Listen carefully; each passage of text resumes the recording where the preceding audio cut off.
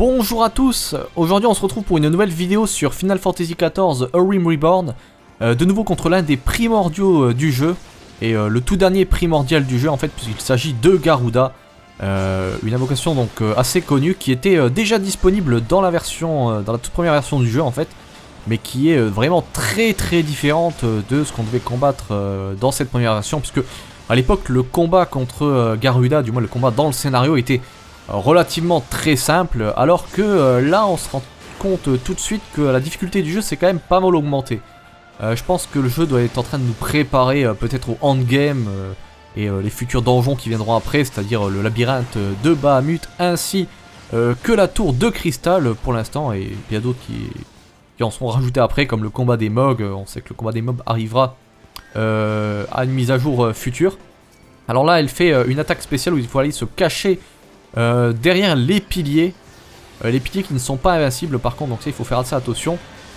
Et là elle arrive à une autre phase en fait où elle va invoquer plusieurs plumes. Alors le but de ces plumes là ça va être de détruire justement ces rochers qui permettent de nous protéger de plusieurs de ces attaques, dont une très grosse attaque qu'elle utilisera vers la moitié du combat. Et si jamais trop de blocs de pierre ont été détruits pendant ce moment là avec justement ces plumes là, si on n'est pas assez rapide pour tuer les différentes plumes, on sera en fait tout simplement tué par son attaque spéciale. Il n'y aura aucun moyen de survivre. Ça c'est un peu le même concept que quand on dans le combat d'Ifrit par exemple, où il faut tuer très rapidement l'épine qui sort du sol pour justement ne pas être touché par sa 2 heures. Bah là c'est un petit peu l'inverse, il faut absolument que les objets qui se trouvent sur la zone restent en vie. Donc là elle va refaire son attaque mais de l'autre côté, c'est pour ça qu'on se cache encore une fois derrière ce bloc de pierre qui a d'ailleurs perdu déjà une brique, je sais même pas si on peut appeler ça une brique ou un rocher plutôt. Donc voilà, donc là on retourne sur le boss, encore une fois il va réinvoquer les différentes plumes qu'il faut attaquer. Alors ça c'est un petit peu le problème en pugiliste, c'est qu'on n'a pas beaucoup d'AO différentes. C'est vrai que pour d'autres jobs c'est peut-être un petit peu plus simple de tous les tuer. Par exemple comme un magicien noir, c'est vrai que là on avait la chance d'avoir un magicien noir, mais en tant que pugiliste on fait beaucoup de dégâts, mais c'est surtout sur les monstres seuls et pas forcément les monstres, enfin beaucoup de monstres en même temps quoi, il n'y a pas beaucoup d'attaques de zone. Donc là on retourne sur Garuda, encore une fois on va lui remettre les différents dots, debuffs et même utiliser le stun qui malheureusement n'a pas d'effet hein, puisque le boss est complètement immunisé au stun, mais qui fait quand même pas mal de points de dégâts. Donc là elle va réinvoquer de nouveau des plumes qu'il faut tuer rapidement, puisque là en fait je crois que c'est la dernière fois où elle va invoquer des plumes avant son attaque, même si dans la phase suivante elle pourra réinvoquer des plumes, mais on verra ça tout à l'heure. Donc là il faut absolument les tuer assez rapidement. Voilà le magicien noir qui fait pas mal d'attaques de glace, parce que les attaques de glace ont l'air d'être justement des AOE en magicien noir, alors que les magies de feu ont l'air d'être plus les attaques justement en single target. Ou peut-être que je me trompe, en fait c'est vrai que j'ai pas trop regardé de quoi était capable le magicien noir dans le jeu pour l'instant. Mais voilà, donc là on va lui retirer les derniers points de vie qui lui restent avant qu'elle fasse son attaque spéciale.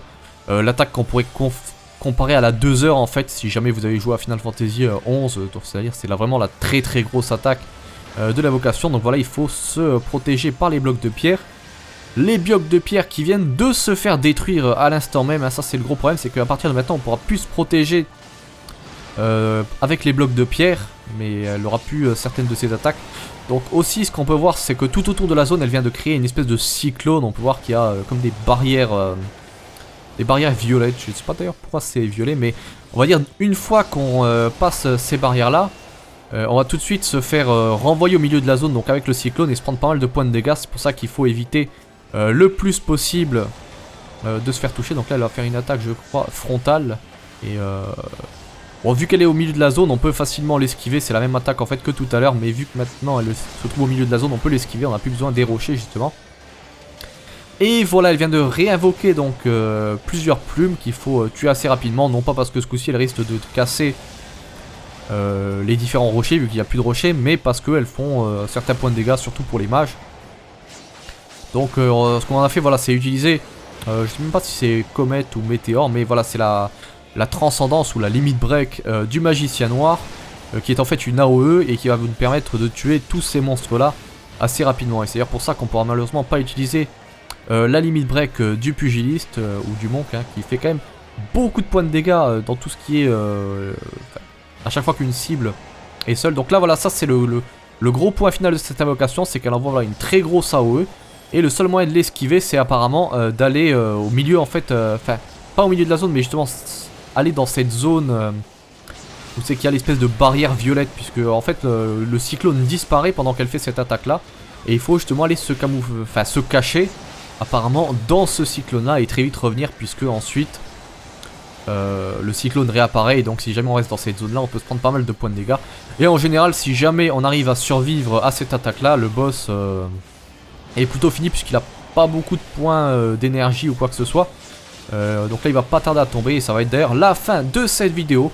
Donc écoutez, j'espère que vous avez apprécié cette vidéo. Donc n'hésitez pas à laisser un pouce vert si vous avez aimé.